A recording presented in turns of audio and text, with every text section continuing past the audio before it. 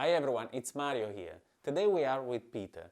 So Peter is a colleague. We are both physiotherapists. He's also studying osteopathy. So basically, I met him before and we were trying to exchange in a little bit of information about osteopathy. I was interested in how people in UK are taught about this discipline, and we were exchanging a little bit of, let's say, technique. He told me about one trouble. So I remember checking on his skull, and he said to me, I'm getting the scalp dry for no reason, okay? So I was there checking on his head, and basically I said to him, there are a behavior that tell me something is going on the top, and he revealed me this kind of condition. In the meanwhile, he has been seen by 5 dermatologists. So basically, he said the scalp, the skin is flaking, yes. Okay, and he had a lot of different diagnoses. So dandruff, you are not drying your hair properly, and then some fungus, and then something else that you don't recall. But after 5 dermatologists, he decided to give up. Okay. Now, he's a student in osteopathy, so they do a lot of hands-on practice. Well, not a lot of now because of the pandemic, but definitely they are cracking the bone a lot, especially on the neck. Yeah, when you think about cracking the bone, the first area where have a lot of concentration in the work is the neck. At the beginning, when I asked the past medical history, we were at his place, and it came out that he just had an operation to remove the wisdom teeth. Yeah, no accident, no other operation, no major fall, no car accident. Not that I recall. Okay. Now today I will restart from there. I will show you what I'm doing. There is anything that needs to be added to your background, or? No, I think it's pretty good. Okay, but you were saying in terms of pain, you had a lot of pain on us. Yeah. Can you describe it a little bit? So the pain that I'm getting is very dull, and it comes up after 10 minutes after I wake up. It's a very stabbing-like pain, like somebody puts a knife in your shoulder. And I've seen 2 people about it, which was kind of helpful, but in the long term, I thought Mario might be able to help me with both of my cases, the scalp, the tension in my upper back, and the pain that I'm getting. So he started having trouble, you said, on the scalp, but also there was a point. Yes. So apart from my scalp, I've started having troubles with my skin on my beard, also on my chest, and surprisingly inside of my ears. Now I will try to reproduce some mobilization on the neck, on the shoulder, and I will do a full body assessment. Okay, we need to understand where these things come from. Okay, please Peter, just come. I will make it quick because I already checked the skull. So upper thoracic, left to right moves. Okay, even if the shoulder appear very, very heavy, this part moves a lot, you feel? Yes. It's different than this. But there is not a mechanical restriction. I wouldn't say there is a problem, for example, on a rib. You see? There is movement. There is movement. Yeah? Yes. So I'm doing left to right, all the way down. Okay? Here comes the trouble. You feel? Yes, it's restricted. It doesn't want to move. It doesn't move. So, right to left as well. To note, the area that I'm touching is the upper lumbar, is connected with the diaphragm. So, when you have a misaligned rib cage, will all you have, I have it as well, if untreated, you will have the upper lumbar, which doesn't really work very well. Also, I don't know if you note, but just from this position, the rib cage seems a little bit twisted this way. So, soft, harder, okay? I will show you this in a second. Lift a little bit your pelvis. Okay, put it down. Let's check the coccyx, very frequent. We all had a fall on the coccyx at some point. Okay, now, Take a deep breath. And that's quite interesting, okay? That's quite interesting. Okay. And again. This is interesting, okay? I didn't check it before. Look at this. Here, there is no movement at all. Because there is no movement, there is no pain. That's the trick. Where you have the pain, there is definitely a misalignment.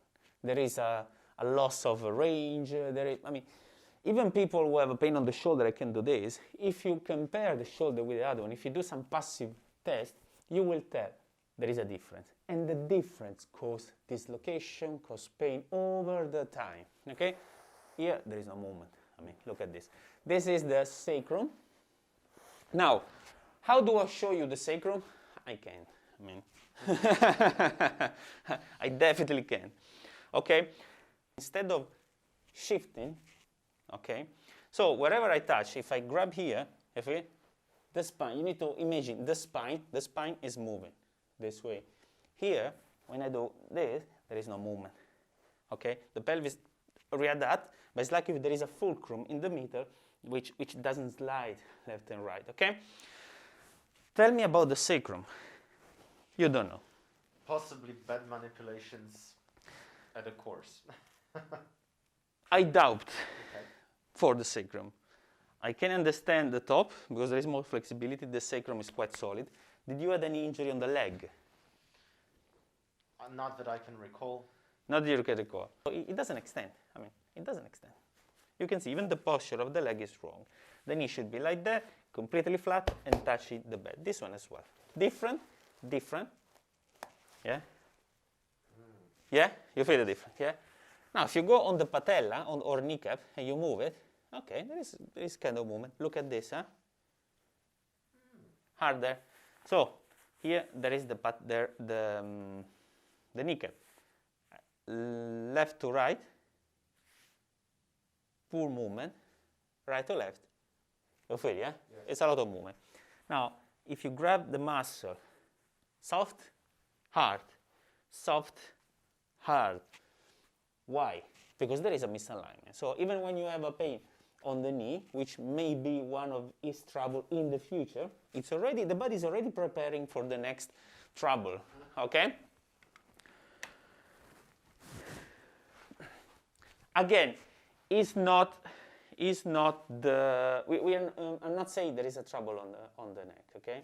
On the knee. So to understand if it's a diaphragm, because the diaphragm is well known by everyone. A lot of people, you have trouble on the diaphragm, you have a problem of breathing. Look, look how much I can enter inside. And look at here. There is nothing, okay? Also the diaphragm moves, okay? Moves. But that lumbar spine, which is twisted, it's anyway twisted because the thoracic, look, I push, it moves. Here it's very solid, yes. But it's not a mechanical problem, for example, to a rib, okay? Now look, there is bend, and then it becomes straighter and straighter and straighter and straighter. At the end, this is the area that doesn't bend, okay? It should bend, okay? And he should be, can you go further down? Can you go a little further? You see, this is the maximum. Again, that part bend, here it's a little bit straight.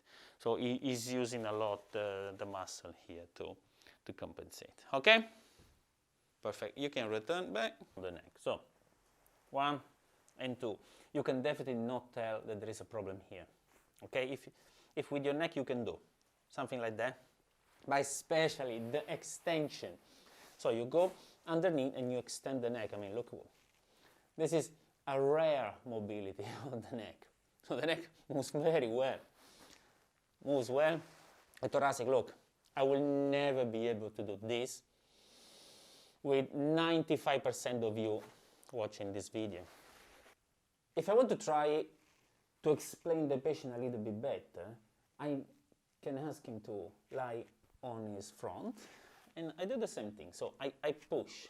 Instead of pushing up, I push down. So movement, there is a bit of movement. I can also grab the spine and move sideways. See, there's less movement here, for example, but there is a movement, a little bit of movement. When I will feel an area which is rock solid, I will concentrate on that one. 1, 2. Wow, look at this. Very good. Less, definitely less. So basically, the spine is a little bit twisted. Some parts are more tense on one side, some other are more tense on the opposite side. But this is given by what I already found, or probably on the sacrum. Now, there are two areas here which are called posterior superior iliac spine, and those basically are on the level of the S2. So the sacrum is more or less like that. So there is S1, L5, okay? So from S2, I continue to push, push, push, and here there is a mess. Okay, so it's very, very low. Here there is the coccyx, here there will be still the sacrum, S2, S3. So it is really S4, S5. Now, this is an injury. Okay, I can say it's a direct injury, like a fall on your bum. Also, it can be part of an operation, but for the operation L2, which gives the innervation all this area, especially on the front. So if you have a cesarean, if you have a hernia, all this kind of appendicitis, all this kind of operation which affect this area, laparoscopy, etc.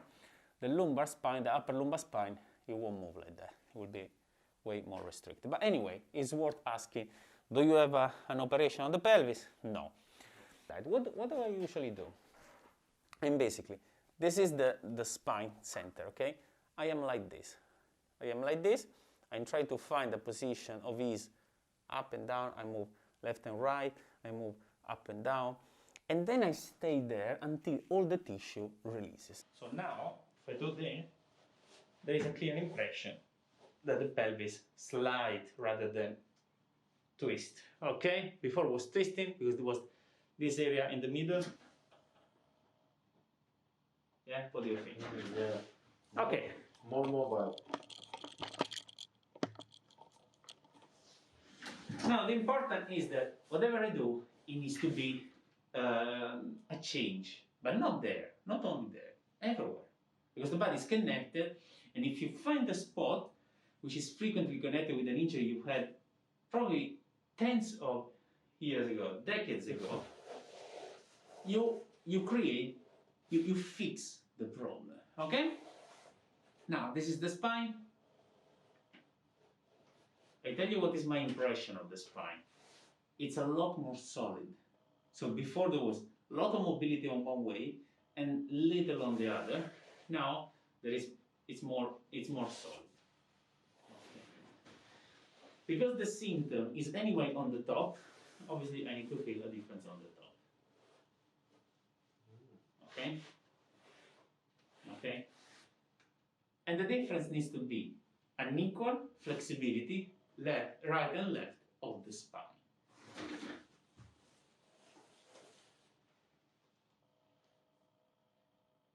Okay? Okay. I'm sure he had lots of injury like me, like you. So I'm sure it won't be 100%, but again, I saw him once and I treated the mouth, basically, and now I'm treating this other injury. The neck has never been a problem from a mechanical point of view. Look at the head, it's a little bit this way. You see, it's definitely a difference. You see, this way, a little bit this way. So, next time, I will treat this area. Okay, it's more solid now. Okay, so the problem now is mainly on the face. For the moment, thanks for watching.